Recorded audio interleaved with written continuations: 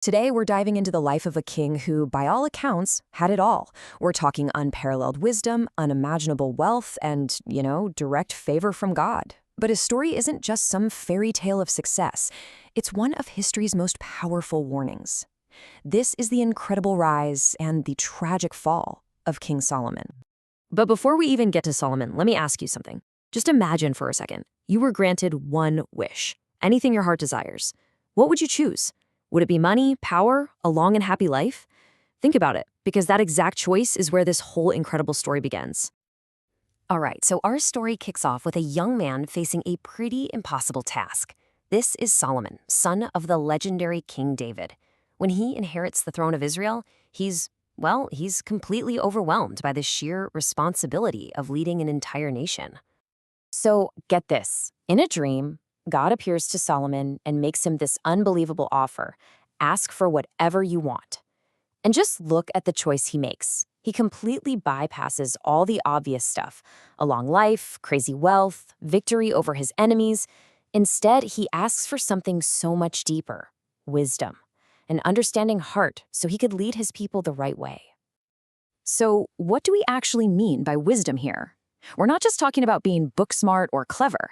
The kind of wisdom Solomon asked for was a divine gift. It was the practical, real-world ability to cut through all the noise, to see the truth of a situation, and to lead his people with real justice. And here's the kicker. God was so impressed with Solomon's selfless request that he didn't just grant it. He threw in all the things Solomon didn't ask for: riches, honor, power, more than any king who would ever come before him. And this single moment sets the stage for the spectacular rise of his kingdom. And wow, did that gift pay off. With this divine wisdom, Solomon's kingdom enters an era of almost unbelievable peace and prosperity. This was the golden age of Israel, and it all stemmed from that one single wise choice. And it didn't take long for that wisdom to be put to the ultimate test. You probably know this famous story. Two women come before him, both claiming to be the mother of the same baby. After listening to them, Solomon does something that must have just stunned the whole court. He orders a soldier to bring a sword and divide the living child in two. And instantly, the real mother cries out, begging him to spare the child, even if it meant giving him away. In that gut-wrenching moment of love, Solomon saw the truth. He knew who the real mother was. The effect on the people, it was instantaneous. When everyone in Israel heard about this judgment, they were just in awe of their king. They understood that this wasn't just human cleverness at work. As the text says, they saw that the wisdom of God was in him to administer justice. And that wisdom, it wasn't just for one-off court cases. It led to an incredible era of stability. For 40 years, an entire generation, Israel was at peace. Can you imagine that? No wars, no enemies at the gates, just security and prosperity. And the wealth? Oh, the wealth was just legendary. I mean, try to picture a city where gold and silver are so abundant, they're basically as common as stones on the ground. That's what Jerusalem was like under Solomon's rule. But maybe his greatest achievement was a spiritual one. Solomon accomplished what his own father, King David, was forbidden to do. He built a permanent, magnificent temple for God in Jerusalem. This was way more than just a building. It was the physical heart of the nation's faith, a massive project that took 7 long years to complete.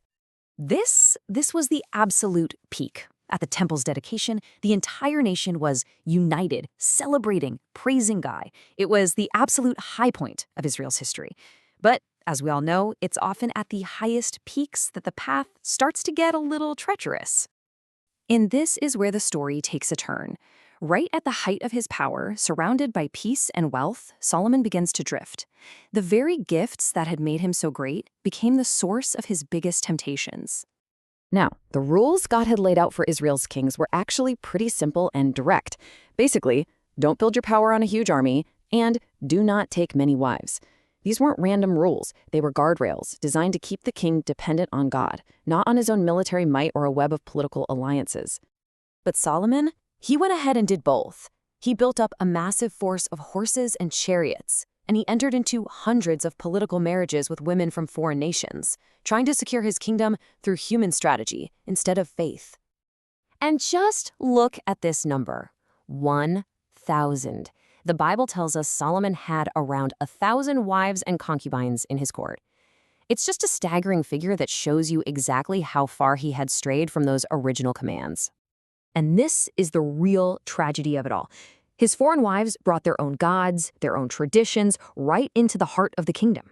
And slowly, bit by bit, over time, they turned the heart of the wisest man on earth.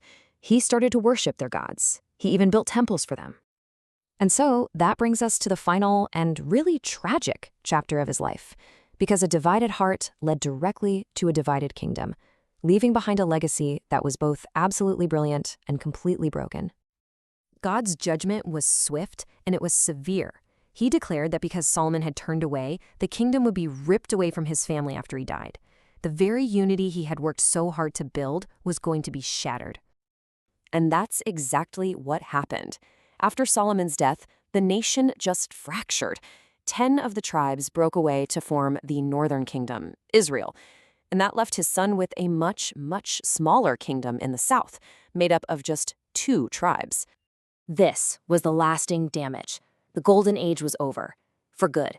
The nation would be torn apart by division, by war, by weakness, and it would never again see the kind of unity and power it had known under its wisest king. So, you see, his story is this incredible paradox, isn't it? He started out with this unmatched, divine gift of wisdom, but his life ends up being this powerful cautionary tale. It just goes to show that no amount of wisdom or wealth or success can protect you if your heart turns away from what matters most. But the story doesn't just end in failure.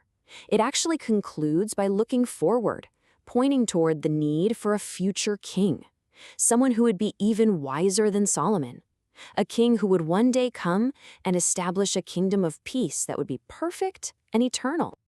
And that really leaves us with a question for ourselves, doesn't it? I mean, Solomon's story is 3,000 years old, but his dilemma feels timeless. How do we handle the gifts we've been given, our talents, our successes, our resources, so that our greatest strengths don't somehow become our greatest weaknesses? It's a question worth thinking about. Thanks for joining us.